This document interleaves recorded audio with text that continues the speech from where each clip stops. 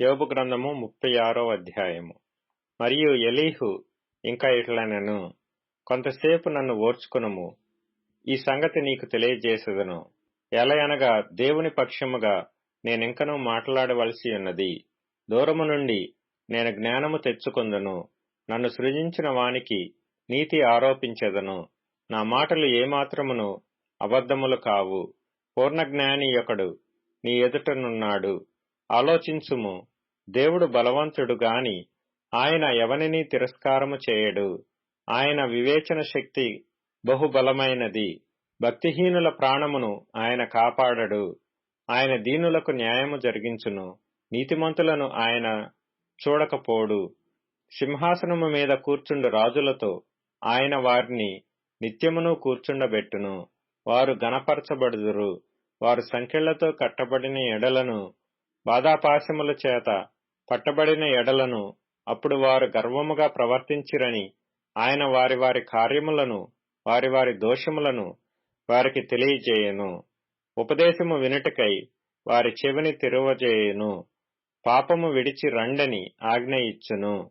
వారు ఆలకించి ఆయనను సేవించిన ఎడల తమ దినములను క్షేమముగాను తమ సంవత్సరములను సుఖముగాను వెళ్లబుచ్చెదరు.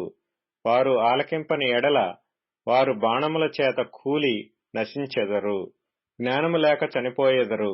అయినను లోలోపల హృదయపూర్వకమైన భక్తి లేని వారు క్రోధమునుంచుకొందురు. ఆయన వారిని బంధించినప్పుడు వారు మొరపెట్టరు.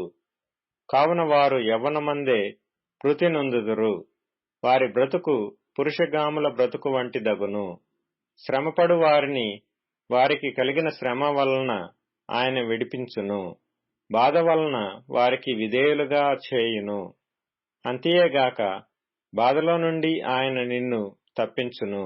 ఇరుకులేని విశాల స్థలమునకు నిన్ను తోడుకొని పోవును. నీ ఆహారమును క్రొవ్వుతో నింపును. దుష్టుల తీర్పు నీలో పూర్తిగా కనబడుచున్నది. న్యాయ విమర్శయు తీర్పును కూడుకొని ఉన్నవి. నీకు క్రోధము పుట్టుచున్నది గనుక నీవు ఒకవేళ తిరస్కారము చేయుదువేమో జాగ్రత్త పడుము. నీవు చేయవలసిన ప్రాయశ్చిత్తము గొప్పదని నీవు మోసపోయేదవేమో జాగ్రత్త పడుము. నీవు మొర్రపెట్టుటయు బల ప్రయత్నములు చేయుటయు బాధ నొందకుండా నిన్ను తప్పించునా? జనులను తమ స్థలములలో నుండి కొట్టివేయు రాత్రి రావలెనని కోరుకొనకుము. జాగ్రత్త పడుము, చెడుతనము చేయకుండుము. దుఃఖానుభవము కన్నా అది మంచిదని నీవు వాని కోరుకొని ఉన్నావు. ఆలోచించుము, దేవుడు శక్తిమంతుడై ఘనత వహించినవాడు. ఆయనను పోలిన బోధకుడెవడు? ఆయనకు మార్గము నియమించినవాడెవడు? నీవు దుర్మార్గపు పనులు చేయుచున్నావని ఆయనతో ఎవడు పలుక తెగించును? మనుషులు కీర్తించిన ఆయన కార్యమును మహిమపరచుటకై నీవు జాగ్రత్త పడుము. మనుషులందరూ దాని చూచెదరు. నరులు దూరమున నిలిచి దాని చూచెదరు.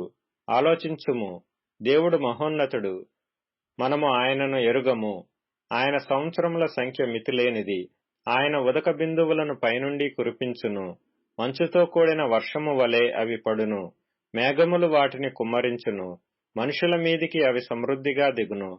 మేఘములు వ్యాపించు విధమును, ఆయన మందిరములో నుండి ఉరుములు వచ్చు విధమును ఎవడైనను గ్రహింపజాలునా? ఆయన తన చుట్టూ తన మెరుపును వ్యాపింపచేయును. సముద్రపు అడుగు భాగమును ఆయన కప్పును. వీటి వలన ఆయన ఆయా ప్రజలకు తీర్పు తీర్చును. ఆయన ఆహారమును సమృద్ధిగా ఇచ్చువాడు. ఇరు ప్రక్కలను ఆయన మెరుపులు మెరిపించును. గురికి తగలవలెనని ఆయన దానికి ఆజ్ఞాపించును. ఆయన గర్జనము ఆయనను ప్రసిద్ధి చేయును. తాను వచ్చుచున్నాడని ఆయన పశువులకును తెలుపును.